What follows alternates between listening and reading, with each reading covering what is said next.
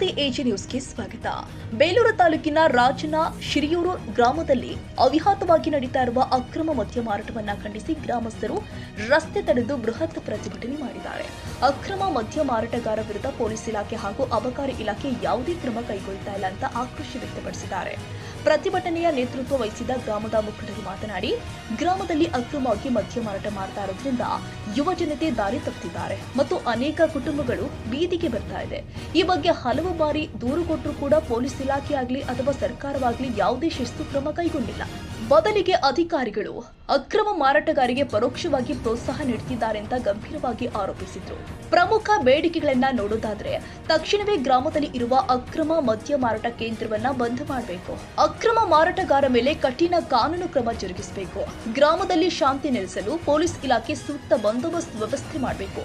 ಅಕ್ರಮ ಮದ್ಯ ಮಾರಾಟದಿಂದ ಗ್ರಾಮದ ಸ್ವಾಸ್ಥ್ಯ ಹಾಳಾಗ್ತಾ ಇದೆ. ಪೊಲೀಸರು ತಕ್ಷಣವೇ ಎಚ್ಚೆತ್ತುಕೊಂಡು ಕ್ರಮ ಕೈಗೊಳ್ಳಿದ್ರೆ ಮುಂದಿನ ದಿನದಲ್ಲಿ ತಾಲೂಕು ಕಚೇರಿಯ ಮುಂದೆ ಉಗ್ರ ಪ್ರತಿಭಟನೆ ಮಾಡಲಾಗುತ್ತೆ ಅಂತ ಗ್ರಾಮಸ್ಥರು ಎಚ್ಚರಿಸಿದ್ದಾರೆ.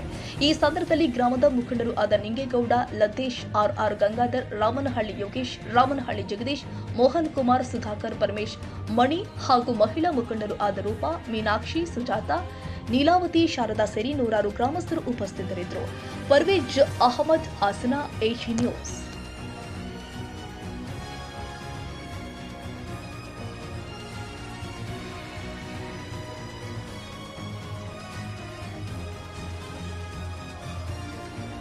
ಕನ್ನಡಿಗರ ಮೆಚ್ಚಿನ ನಿಮ್ಮ ಎಜೆ 24/7 ನ್ಯೂಸ್ ಕನ್ನಡ ವಾಹಿನಿ ಇದೀಗ ಟಿವಿಯಲ್ಲಿ ಲಭ್ಯ. ವೇಳೆ ನೋಟಿಸ್ ಕೊಟ್ಟಿದ್ರೆ ವಾಪಸ್ ತಗೋತೀವಿ. ಇವತ್ತು ವಕ್ಫ್ ಪ್ರಾಪರ್ಟಿ ಅಂತೇಳಿ ಬರ್ತದೆ ಅಂತ ಹೇಳಿದ್ರೆ ರೈತರು ಬೀದಿಗೆ ಬಂದ್ರೆ ಏನ್ ಮಾಡ್ಬೇಕಾಗತ್ತೆ? ಯಾರು ವೋಟ್ ಹಾಕಿಲ್ಲ ಅಂದ್ರೆ ಗ್ಯಾರಂಟಿನೆಲ್ಲ ಸ್ಟಾಪ್ ಮಾಡ್ಬಿಡ್ತೀವಿ.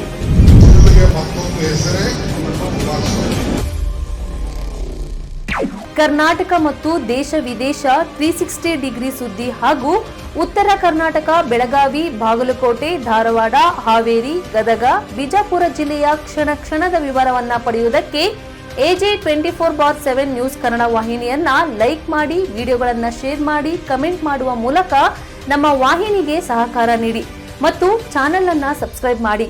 ಧನ್ಯವಾದಗಳು.